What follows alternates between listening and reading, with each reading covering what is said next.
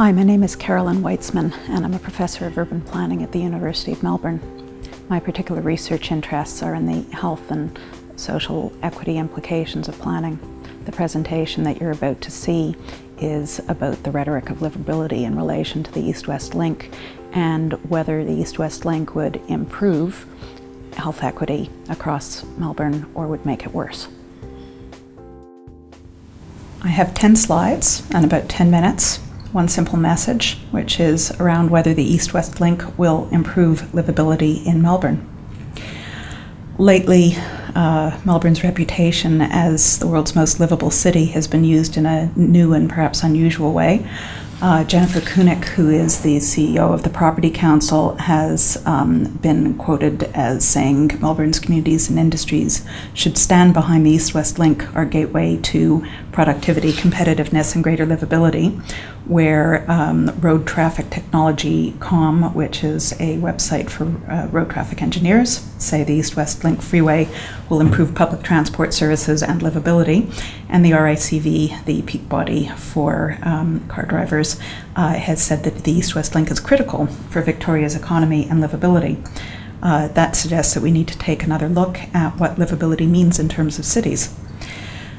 Good definition comes from Australia's Major Cities Unit, which is that livable cities are socially inclusive, affordable, accessible, healthy, safe, and resilient to the impacts of climate change.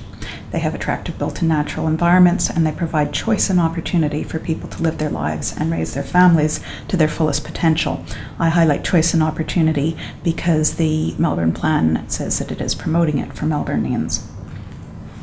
But is Melbourne socially inclusive for all of its residents? This map from the Grattan Institute has the proportion of young people aged 15 to 24 who are out of work and out of education. And as you can see, there's three clusters to the west, to the north, and to the southeastern suburbs where the proportion of disaffected young people is quite high. So Melbourne isn't socially inclusive throughout. The landscape is quite uneven. In terms of affordability, keeping in mind that the median household income is $64,000 a year, you'll note that the lowest category is 67. So there is nowhere in Melbourne that is affordable to half of the households in Melbourne to buy a house if you're talking about buying a house.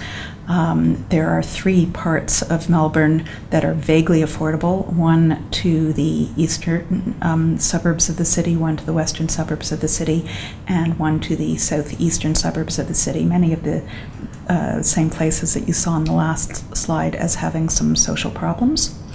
If you're looking at accessibility or resilient to climate change, the first slide is the Vampire Index for Melbourne, one of my all-time favorite acronyms that measures vulnerability to increases in mortgage and petrol prices.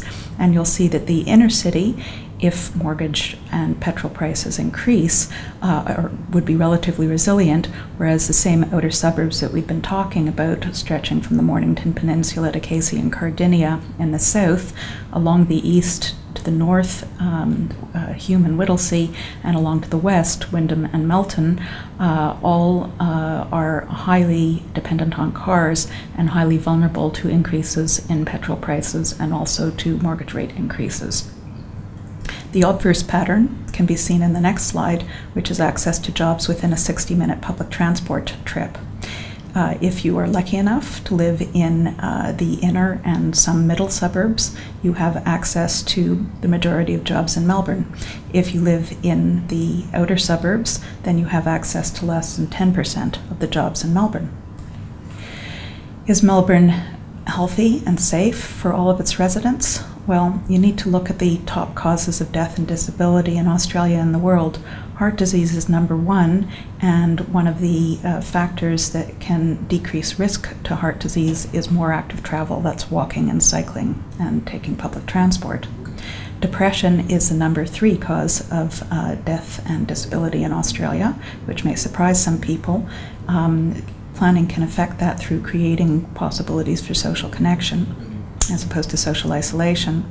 Road traffic accidents are a number 10 in Australia, and again, the planning answer is fairly simple: slow down traffic and get more people walking, cycling, and taking public transport. So what can state planning do? It can have integrated planning, more affordable housing near jobs and services, but also more jobs and services where there is housing. It can prioritize active transport, walking and cycling and public transport over freeways, particularly in the outer suburbs, to access jobs and services for health reasons and for equity reasons, and to make the link between jobs and services. What do I mean about the link between jobs and services? The biggest source of job growth in Australia over the last 10 years has been growth in community sector jobs, education and health. About 500,000 jobs have been created in that sector over the past 10 years.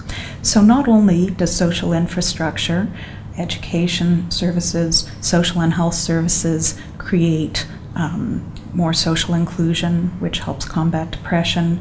Not only does it help individuals and families in stress, like those young people who are out of work and out of employment, it also helps provide jobs. Jobs equals services equals jobs in outer suburbs. In response to that, Melbourne's plan has talked about national employment clusters, which are absolutely great, but the question is, will they be livable? And last year, with 200 undergraduate students, we were looking at the area around Hoppers Crossing in Werribee in Wyndham.